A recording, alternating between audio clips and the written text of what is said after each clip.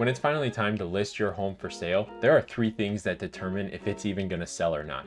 Now, those three things are going to be price, location, and also the condition of the home. So when you start to dive deeper into these things, you're going to notice that price is going to be a little bit more heavy on the weight scale as far as how fast the house sells. So today we are going to be talking about everything that is going to bring you a quick sale of the house while not leaving any money on the table. Now, my name is Sam and I'm a realtor in the greater Cleveland area. And if you're thinking about making a move over here, I help a ton of people sell and buy homes over this way every single year. So I've got some pretty deep insight as far as what the market's doing over this way. So feel free to reach out to me if you are going to be making that move. All my contact info is down in the description. But back to pricing your home effectively so that way you get the most value at the fastest sale. I personally am a very big believer in making sure that my clients are educated as far as what this process is going to entail, and there's a few reasons for that. Number one being the fact that it is such a big asset that you are going to be selling. A lot of the times it's going to be one of the biggest transactions that you are ever going to have in your lifetime, and you need to make sure that you have a full understanding of what's happening. You do not want to be blindly guided through this process because it could potentially leave you in a position where you are taken advantage of. Maybe your house was sold under market value. It's just one of those things that you want to make sure you do all of the proper due diligence. You can think of it kind of like stocks. The majority of the time, if you work with any sort of financial planner, you're probably going to be giving them the money. They'll give you some sort of guidance as far as what they've seen work as far as history goes, but ultimately it's up to you to make that decision for what you think is appropriate to invest your money in, and you're not going to just give that person all of the money and let them do whatever they want as far as the investments go. When you do it this way, you're the person in power who decides where the money goes, into what investments. That way you're making a really educated decision on everything that is happening. The second reason that I think it is incredibly important to understand where we as agents are coming from when we come up with our price is because it is going to leave you in a great position as far as maximizing your value for your home. And if you are interviewing some other different realtors, you're going to be able to sniff out the people who have no idea what they're doing. So diving right into where to price your home when you list it for sale, you are going to want to understand where the market value is coming from. Now, market value is just what someone is willing to pay for your home in today's market. There's a few different markets that you can be a part of. If you have more sellers than there are buyers, you're going to be in a buyer's market, and the buyers in these types of markets are going to have more negotiating power than the sellers, just because the buyers have more to choose from and the sellers need the buyers to buy their home. Now, if you're in a seller's market, which is opposing to the one we just talked about, there are going to be way less homes on the market and more buyers available. So the demand for the homes go up, leaving you with the majority of the negotiating power. Now, in Cleveland right now, we're kind of still teetering towards a seller's market, but it is a little bit more stagnant. It's not like it was 2 or 3 years ago where houses were going $20,000 to $60,000 above list price. If you're able to draw enough attention to your home fast enough, you're able to get $5,000 to $10,000, maybe $15,000 above list price, but the marketing has to be perfect. Before we get into the marketing, we are going to go all the way back to that market value. And the way you find market value is by comparing your home to other properties that have sold in a certain radius from your home. These homes that you're going to be comparing to are called comps. When you look at these comps, you're going to want to make sure that you're looking not only at the sale price, but how long it was listed, what it was listed at, so that way you get an accurate idea of where you're going to be when you price your home similar to what they did. If you price your home too high, buyers can overlook your home just because they think you're unreasonable. If you price it too low, you could leave money sitting on the table. So there's a pretty delicate balance with where you want to go in at when you decide to list your home for sale on the market. Now, when it comes time to look at these comps, you're going to be doing something called a comparative market analysis, or CMA for short. It's just real estate lingo that basically means you're going to compare houses similar to yours so that way you can see what yours is worth. Now, when we start to do a CMA, there's a few steps that we need to keep in mind as we're going through it. We need to make sure we're comparing a property that is very similar to the one that you are going to be selling.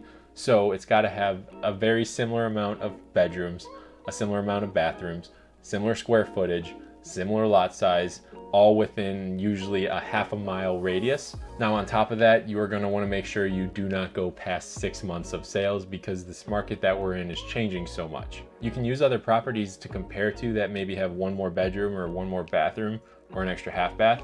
That's going to come in when it comes time to adjust the price so that way you are making the house that has sold exactly like yours, and I'll get a little bit into that in a second. But you're also going to want to keep in mind that you need to pick a house that is freshly renovated and yours hasn't been renovated in the last 20 years. It's not a comparable for your sale. The same goes with the style of the home. If you're comparing a ranch to a craftsman style home, those are two very different houses that might have the same square footage, but the layout is going to be completely different, and you can't compare them together. It's just not going to work, unfortunately. There's some different things that are going to boost the value of your home, and an updated roof, an updated kitchen, updated appliances, updated bathrooms, living spaces, finished basements, additional garage spaces, swimming pools, fences.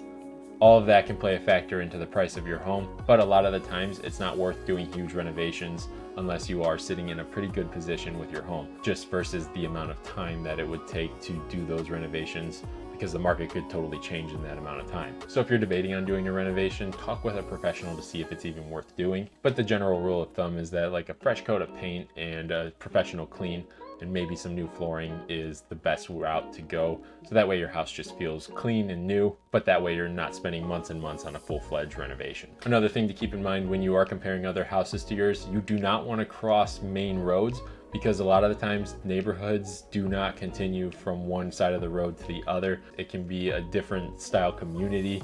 It could be a different city altogether. So try to stick to houses that are comparables in your neighborhood. If you are comparing to a house that has another bathroom or one less bathroom than yours, maybe another room, here's a pretty good idea of what you can do as far as prices go for adding or subtracting. Just a rough idea.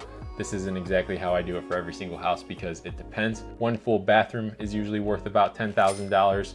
A half bathroom is worth about $5,000. A 2-car garage can add $10,000. If your property neighbors a main road, you are going to subtract $10,000. If it has a finished basement, you can add $10,000. Pools are hit or miss and change very much depending on the area that you're in, but a general rule of thumb is $10,000 for a pool. So the ultimate goal for a CMA is just to provide you with information that is going to get you one step closer to finding that price of your home for what it makes sense to list at. So once you have your CMA all ready and you know the approximate amount of days that you're going to sell in, what you're going to list for, and if you can expect to get a lot of offers, you are going to have to focus on the timing of your listing next. Now, in the greater Cleveland area, timing is going to be key because statistically, our fast season is going to be from, I would say, the beginning of May all the way to the beginning of October or so. That is when the majority of people move in this area. Now, as winter comes, statistically, listings start to slow down and buyers also start to slow down.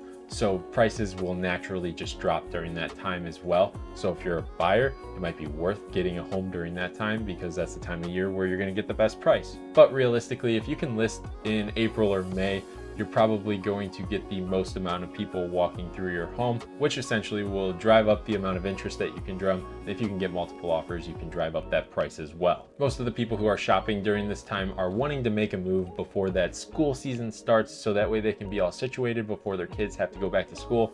That way they're not worried about changing any school districts, and they don't have to worry about managing kids going to school while also simultaneously moving their stuff into their new home. Another factor with listing your home at the right time is going to be the market factors, such as your interest rate, employment rates, and other economic factors as well can impact how much and how fast your home sells. Keeping an eye on these different conditions is going to allow you as the seller to stay educated on what's happening in the process, so that way you can determine when it is the right time to finally sell. The other thing to think about when it comes time to list your home for sale is to make sure that you do not overprice it, because it is going to shoot yourself in the foot by doing so. You want to hit the market as strong as you possibly can during that time, and you want nothing to defer buyers away from your home. Now, in today's market, it's incredibly easy to understand whether or not a house is overpriced just because buyers are working with experienced real estate agents.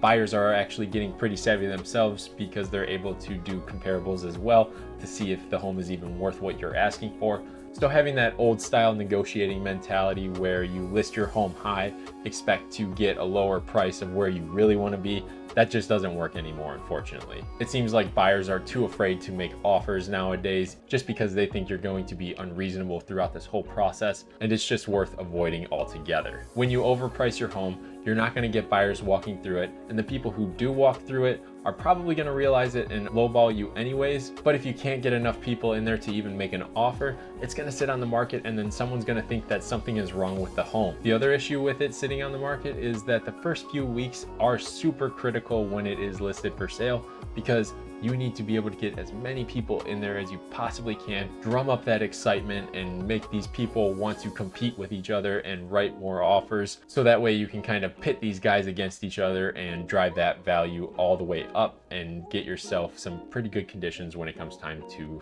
actually accept an offer. The other issue with overpricing your home is the fact that buyers are going to look at that price, and then they're going to look at other houses that are comparable to yours, and those homes might offer more value for the price that they're paying than yours will. So even if you do receive offers, you're probably going to get offers lower than you initially hoped for. And after a home sitting for so long getting no showings, you're probably going to be forced to reduce the price. And while that will renew your listing in the buyer searches, they're still going to see how long it's been on the market, and that could be a deterrent as well. The other thing is, if the house is worth $300,000, do not price it at $299,000, because that psychological trick does not work in real estate. What I'm commonly seeing is that people set their searches based on even numbers. So they'll look at houses from $250,000 to $300,000, and they'll look for houses from $300,000 to $400,000. That way, if you list at say $299,000, you're only capturing that lower end, and the person who would pay up to $400,000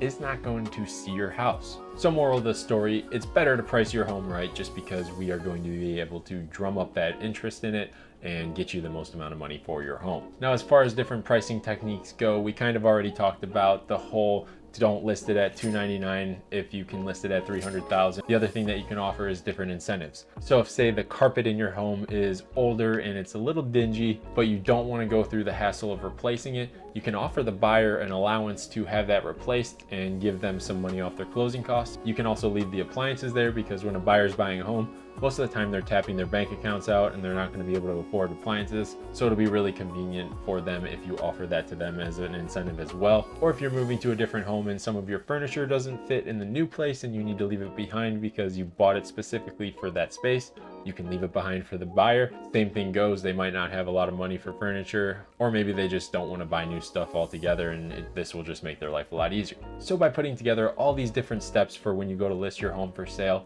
it's going to give you the best chance at getting the most amount of money for the fastest time possible. Now, if you don't want to do all of this work yourself, feel free to reach out to me. We'll guide you through the process. Me and my team sell a lot of homes in this area, and we'd love to help you transition into your next space as well. So if you want some more information, feel free to reach out to us. Like I said, all of our contact information is down in the description, but I'm going to leave the video there. I hope this helped you out.